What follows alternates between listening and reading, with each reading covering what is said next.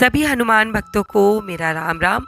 दोस्तों, कल मैंने आपके लिए शिव महापुराण का प्रथम अध्याय का वीडियो बनाया था और कहा था कि आपसे मैं शिव महापुराण के अध्यायों को रोज शेयर करूंगी। तो आज उसी श्रृंखला में शिव महापुराण का दूसरा अध्याय आपके लिए लेकर आई हूँ, जिसमें देवराज नामक ब्राह्मण की कथा है।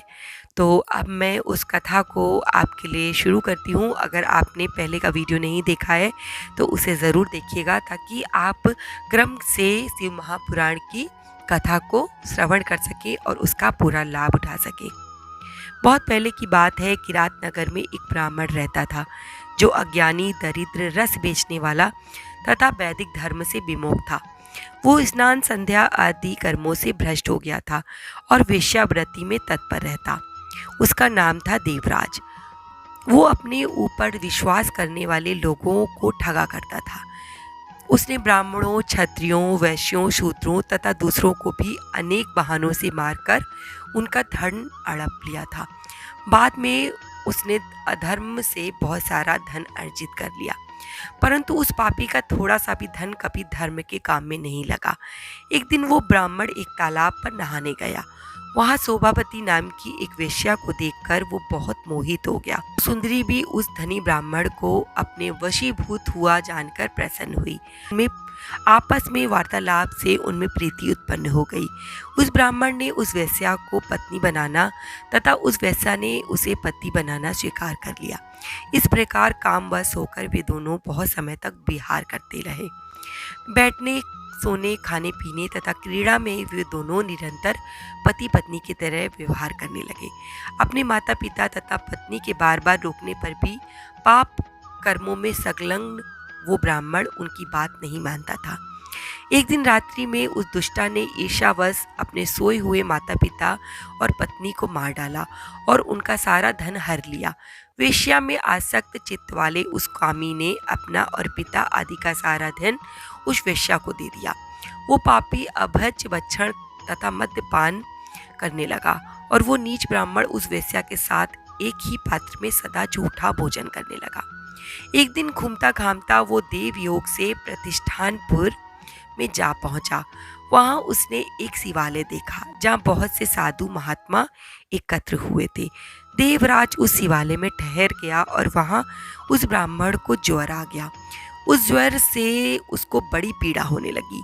वहां एक ब्राह्मण देवता शिव महापुराण की कथा सुना रहे थे। ज्वर में पड़ा हुआ देवराज ब्राह्मण के मुख से निकली हुई उस शिव कथा को निरंतर सुन रहा था। एक मास के बाद वो ज्वर से अत्यंत पीड़ित होकर चल बसा। यमराज के दूत आए और उसे पाशों में बांधकर बलपूर्वक यमपुरी में ले गए। इतने में ही शिवलोक से भगवान शिव के पार्षदगण आ गए। उनके गौर अंग कर्पूर के समान उज्ज्वल थे, हाथ त्रिशूल से सुशोभित हो रहे थे। उनके संपूर्ण अंग भस्म से लथपथ थे और रुद्राक्ष की मालाएं उनके शरीर की शोभा बढ़ा रही थी। वे सब के सब क्रोध करते हुए यमपुरी में गए और यमराज के दूतों को मार पीट कर बारंबार धमकाकर उन्होंने देवराज को उनके चंगुल से छुड़ा लिया और एक बहुत ही सुंदर विमान में बिठाकर शिवदूत कैलाश ले जाने को हुए। उस समय यमपुरी में बड़ा कोलाहल मच गया।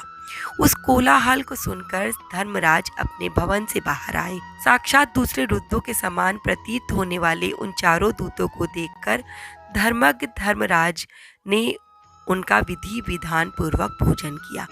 यम ने ज्ञान दृष्टि से देखकर सारा वृत्तांत जान लिया। उन्होंने भय के कारण भगवान शिव के उन महात्मा दूतों से कोई बात नहीं पूछी। यमराज से पूजित तथा प्रार्थित होकर वे शिव दूत कैलाश चले गए और उन्होंने उस ब्राह्मण को दया सागर सब शिव शंभु को सौंप दिया। शिव पुराण की ये परम पवित्र कथा धन्य है, जिसके सुनने से पापी जन भी मुक्ति को प्राप्त करते हैं। भगवान सदाशिव के परम धाम को वेदज्ञ सभी लोकों में सर्वश्रेष्ठ बताते हैं। ब्राह्मण, क्षत्रिय, वैश्य, शूद्र तथा अन्य प्राणी, यहाँ तक कि जिस पापी ने धन के लोभ से अनेक लोगों की हत्या की तथा अपने माता पिता और पत्नी को भी मार डाला, वो वेश्यागामी शराबी ब्राह्मण देवराज भी इस कथा के प्रभाव से भगवान शिव के परम धाम को प्राप्त कर तत्क्षण मुक्त हो गया। दोस्तों आज शिव महापुराण का दूसरा अध्याय खत्म हुआ और कल मैं आपको तीसरा अध्याय सुनाऊंगी और साथ में ही आपको एक सच्ची घटना का भी वीडियो दूंगी। ये आपके लिए जो शिव महापुराण के अध्यायों को मैं पहुंचा रही हूँ, क्योंकि मैं इनका अध्ययन कर रही हूँ, तो मैंने सोचा कि मैं अपने साथ साथ आप लोगों को भी इसका लाभ दूं और आपको भी पता चले कि महादेव क्या नहीं कर सकते हैं। कहते हैं कि महाशिव पुराण की इस कथा का अध्ययन करने से, श्रवण करने से 3 महीने के अंदर ऐसी कौन सी मनोकामना नहीं है जो पूरी ना हो। तो पूरे विश्वास के साथ इस कथा को सुनिए और मैं बाबा से प्रार्थना करती हूँ कि बाबा मेरे जो भी भक्त आपकी इस कथा को सुने उसकी मनोकामना पूरी कीजिए, उस पर अपनी कृपा दृष्टि बनाए रखिए। इसी के साथ जय श्री राम, जय बाबा की और हर हर महादेव।